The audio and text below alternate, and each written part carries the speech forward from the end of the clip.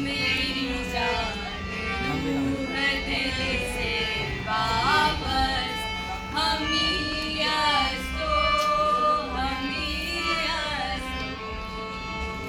ये वो जमी है जहाँ भरत मुनि ने नाट्य शास्त्र लिखा, जहाँ पंचतंत्र की रचना हुई और जहाँ हजारों ऋषियों ने ज्ञान पाया।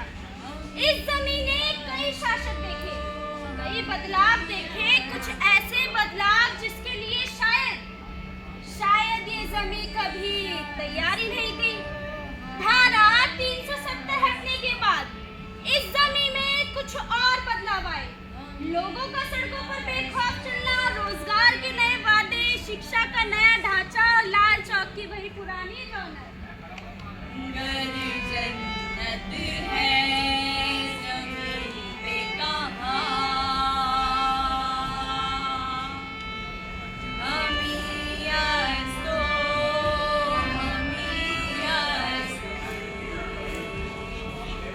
ये तो वो खूबसूरत तस्वीर थी जो आपको दिखाई गई, पर उसका क्या जो आपसे छिपाया गया। आज भी जमीन में दफन है कई कहानियां, वो कहानियां जो ना तो आपको बताई गई और ना ही पढ़ाई गई, वो कहानियां जो आज भी तरस रही हैं सुनाए जाने के लिए।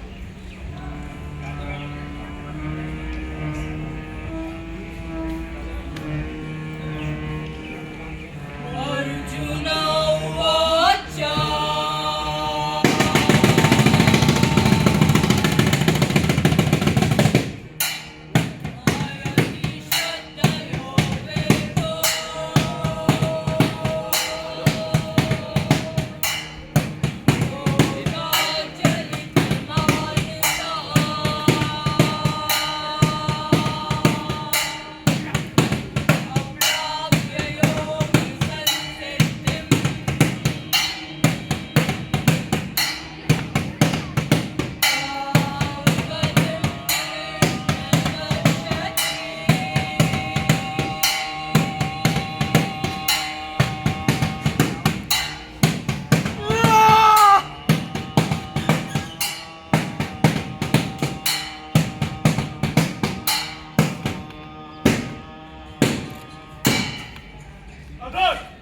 मोतीलाल नेहरू महाविद्यालय की नाट्य संस्था प्रस्तुत करती है अपना नुक्कड़ नाटक हाफ विडो। अरे देखो देखो कौन आ गया।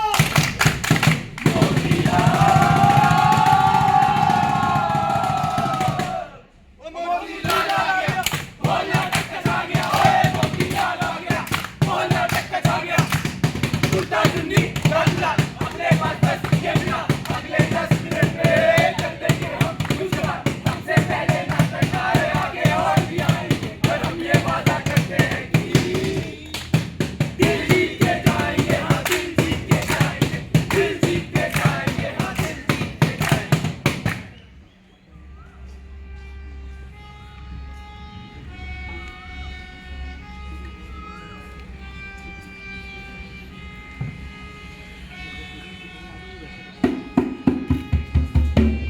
दुनिया में कभी कुछ भी अकेला कबूल नहीं होता।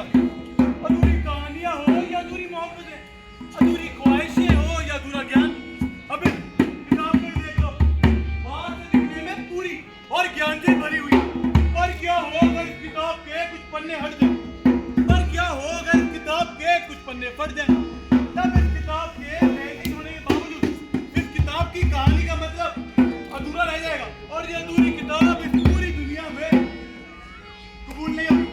जरा सोचिए, क्या हो जब एक कलाकार अपनी सबसे सुंदर रचना को अधूरा छोड़ दे, तब इस कलाकार के उम्दा होने के बावजूद इसकी अधूरी कला की दुनिया में कोई जगह नहीं। जनाब, अधूरापन किसे नहीं खलता। आज के इन सियासती खेलों में किसी के अधूरे ज्ञान का समाज को खोखला करना या किसी मुसाफिर का मंजिल न मिलने पर अधूरा रह जाना, यह अधूरापन तब और खलने लगता है जब एक हमसफर आपके साथ साथ जरूर सफर तय करने के लिए तैयार हो जाए और आपकी जिंदगी का एक ऐसा खूबसूरत हिस्सा बन जाए जिसे आप चाहकर भी ना बुला सके। पर क्या हो कि वो साथ फेरे लेते ही जिसने आपके साथ जीने मरने की कस्में खाई थी, वो आपके साथ 7 दिन में न रुक पाए और आपकी आंखों पे ऐसी उम्मीद की पट्टी बांध जाए जिसके बाद आपकी जिंदगी में सिर्फ अंधेरा हो और इस अंधेरे से मदद और इंसाफ की चीख के अलावा और कुछ ना सुनाई दे।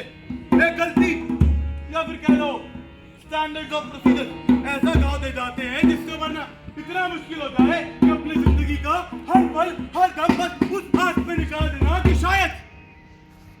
शायद आपका वो अधूरा वजूद वापस आ जाए।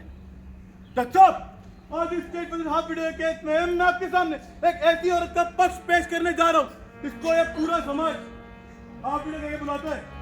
7 दिसंबर 1990 को मेरी क्लाइंट आतिका बेगम के पति फवाद अली को घर से उठा लिया गया। अब वो कहाँ है, किधर है, जिंदा भी है नहीं, इसका हमें कुछ पता नहीं। और क्योंकि आतिका बेगम के पास फवाद अली का डेथ सर्टिफिकेट नहीं है, तो सरकार द्वारा जितनी भी विधवाओं के लिए सुविधाएं वो इन तक पहुंच नहीं पा रही है। तो मेरी एक कोर्ट में दरखास्त है कि आतिका बेगम को इंसाफ दिया जाए और थोड़ा ही सही अगर उनकी जिंदगी को बेहतर बनाने की ओर हमारा कोर्ट कुछ कदम उठाए। अरे जज साहब, हमें नहीं पता था कि आज हम कोर्ट में नहीं बल्कि कवि सम्मेलन में आ रहे हैं। मोहन प्रताप जी, आपको तो हिंदी पिक्चरों में लेखक होना चाहिए था। ये क्या वकालत करके अपना और हम सबका वक्त बर्बाद कर रहे हैं। मैं ऐसा इसलिए कह रहा हूँ जज साहब, क्योंकि मैंने पूरा संविधान पढ़ डाला है और वैसे भी केस की वैलिडिटी तो संविधान से ही आती है। तो इस विषय पर बातचीत करके कोर्ट का वक्त बर्बाद ना किया जाए। पहली बात तो ये है कि उतना ही जरूरी और उतना ही वैलिड है जितने कोर्ट में लड़के बाकी के। और रही बात वैलिडिटी, वो संविधान से आती है। उसी संविधान के हेवियस कॉर्पस रिट के अंदर हमने केस दर्ज किया। मेरी क्लाइंट आतिका बेगम ने क्या नहीं किया, बाजारों में मदद की गुहार लगाने से लेकर पुलिस में भड़कने तक उनको सुना जाना उनकी तरफ नहीं। हेवियस कॉर्पस के अंदर इनका अधिकार है। अच्छा, मोहन प्रताप जी बड़े अधिकारों की बातें कर रहे हैं। लगता है इन्होंने संविधान ढंग से पढ़ा नहीं है। अगर ये संविधान ढंग से पढ़ते तो ये वहां देखते कि हाफ विडो जैसा कोई कॉन्सेप्ट या फिर कोई शब्द हमारे संविधान में लिखा ही नहीं है। और अगर मोहन प्रताप जी इतनी विनती कर ही रहे हैं तो मैं आतिका जी से कुछ बात करना चाहता हूँ। आतिका जी, बड़ा दुख हुआ सुन के कि आपके पति मर गए हैं। वो मरी नहीं है, तुम जिंदा? मुझे नहीं पता। इंसान या तो मुर्दा होता है या जिंदा। कहीं वो आपसे परेशान होकर घर से भाग तो नहीं है? Objection my Lord. कहीं उन्होंने कोई टेररिस्ट ग्रुप तो नहीं ज्वाइन कर लिया? वो ऐसा कभी नहीं कर सकते। उन्हें अपने देश से बहुत प्रेम था। वो मरे नहीं है, वो जिंदा नहीं है। उन्होंने कोई टेररिस्ट ग्रुप ज्वाइन नहीं करा है, वो घर से भागे नहीं है। तो है कौन? आतिका, आतिका, आतिका। आपको हमारी कसम, आप घर से बाहर जाने का नाम भी नहीं लेंगे। पूरे शहर में कर्फ्यू लगा हुआ है और आपको आज ही लोन के पैसे देने जाना है। ये सब कल भी तो हो सकता है ना फवाद? तुम तो यूं डर रही हो जैसे बाहर लोग मेरे इंतजार में बैठे हो कि कब फवाद अली अपने घर से बाहर है और डिश के आओ करके फवाद अली को गोलियों से तान दिया जाए।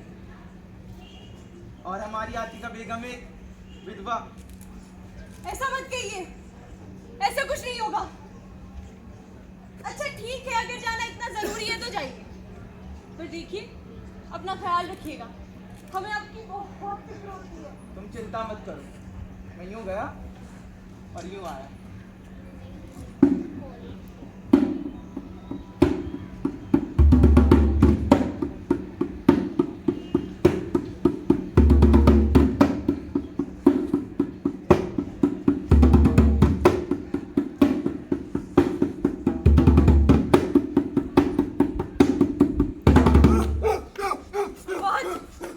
आतिका, आतिका, आतिका, वो लोग मेरे हाथ देगा। फवाद, आतिका, वो लोग मुझे- फवाद, फवाद शान, फवाद, फवाद शान, वो मुझे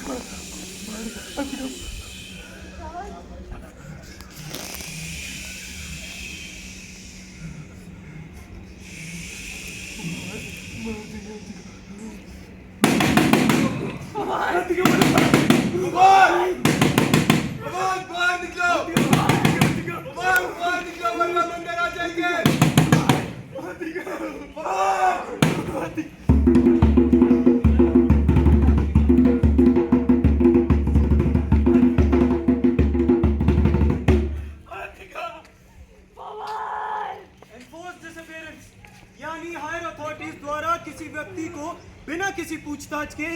सही लीगल प्रोसीजर्स के उठा लिया जाता है। अब वो कहाँ है, किधर है, जिंदा है या मर गया है, इन सारे सवालों के साथ उसके घर वालों को पीछे छोड़ दिया जाता है। और पीछे छूटे परिवार के पास इधर उधर भटकने के सिवाय और कोई रास्ता नहीं बचता।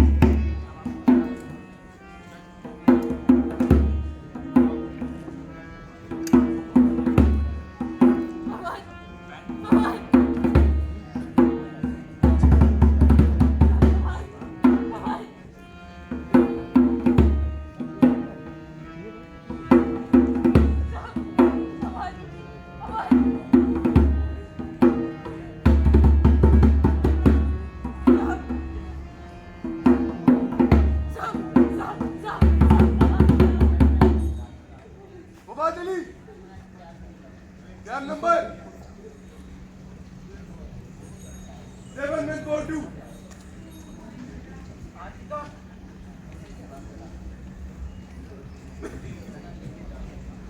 आतिका,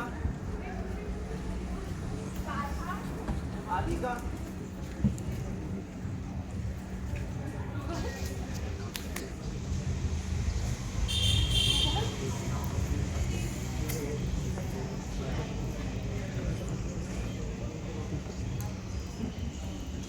आज फिर मेरे ख्वाबों में आकर यूं ही चले गए। पर कल ऐसा कुछ नहीं होगा। कल तुम मेरे सामने खड़े होगे और चाहकर भी मुझसे अपना हाथ नहीं छुड़ा पाओगे।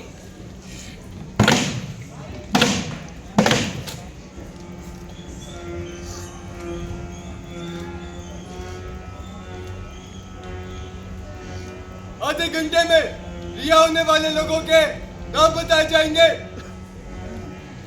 अंश, यश, सलमान, बाकी के नाम कल बताए जाएंगे।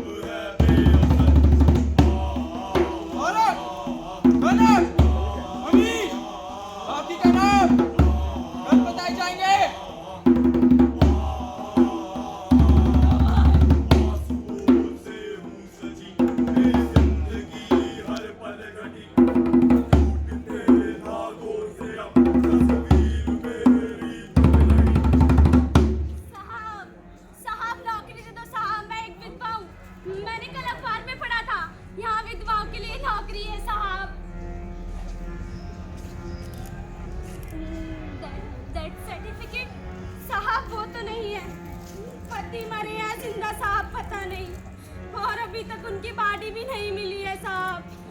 बच्चे दूसरी से 8वीं कक्षा भूखे पेट ही पहुंच गए। सरकार से कुछ मदद भी नहीं मिल रही साहब। लेकिन एक बार तो एक बड़े साहब ने मेरी चुन्नी छीन ली थी। मैं सहम सी गई थी। मेरे पति के बाद पहली बार किसी ने मुझ पर हाथ रखा था, उस बार सुकून नहीं, अनसुनी चीखों का अंदाजा मिला था।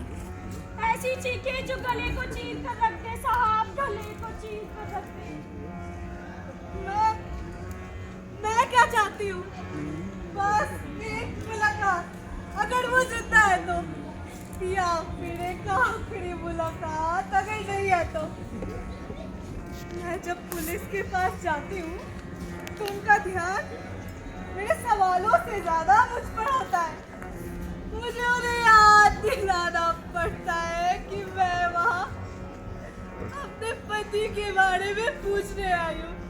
मुझे उम्मीद है तो ये देखकर कह दिया जाता है कि कल आना, लेकिन वो कल कभी आता ही नहीं है।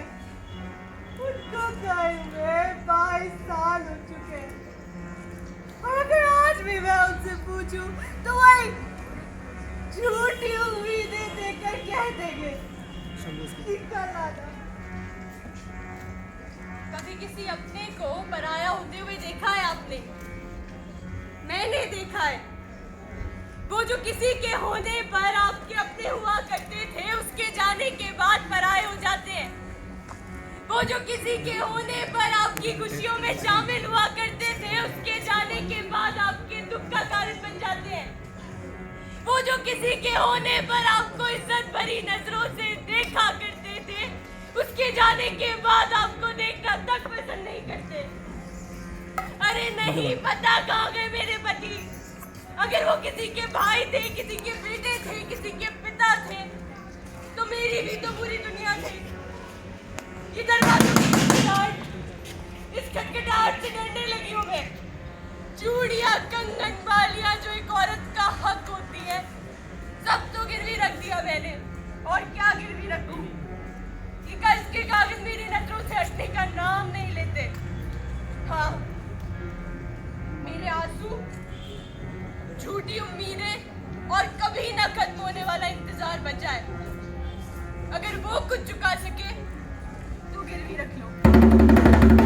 हो गई आशाएं मेरी, हो गई हूँ मैं अधूरी, अधूरी हूँ अधूरी, क्या अधूरी ही रहूंगी। हो गई आशाएं मेरी, हो गई हूँ मैं अधूरी, अधूरी हूँ अधूरी, क्या अधूरी ही रहूंगी। हो गई आशाएं मेरी, हो गई हूँ मैं अधूरी, अधूरी हूँ अधूरी।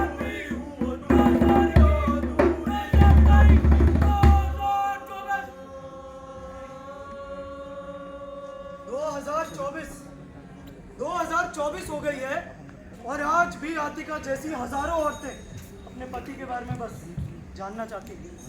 कभी किसी अपने के घर देर से आने पर बेचैनी महसूस करी आपने? अब उस बेचैनी के साथ अपना हर पल, हर दिन, हर रात गुजारने का सोचिए। ये भी बस इसी बेचैनी के साथ जीने की कोशिश कर रही है। ये आपकी जेब में रखा मोबाइल अगर आपको ना मिले ना तो आप तुरंत परेशान हो जाएंगे, इधर उधर भागने लगेंगे, शोर मचा देंगे। जहां हम अपनी एक छोटी सी चीज ना मिलने पर अपना आपा खो बैठते हैं, वहां कोई 34 साल से अपने पति के बारे में बस जानना चाहती है। दर्दपुरा की उस चौराहे पर उम्मीदों और सवालों से भरी अपनी आंखों से हमारी इस शर्मनाक खामोशी पर अफसोस कर रही हैं। ये सवाल बस इतना ही है कि हर दिन बन रही एक और आतिका और उनकी परेशानियों पर बात कब होगी?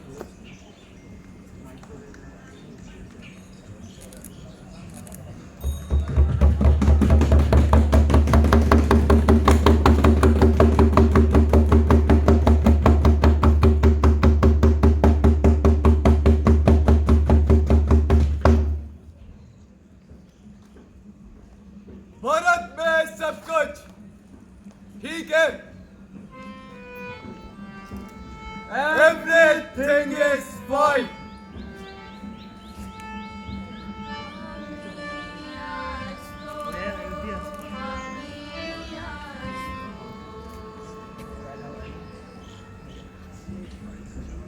धन्यवाद।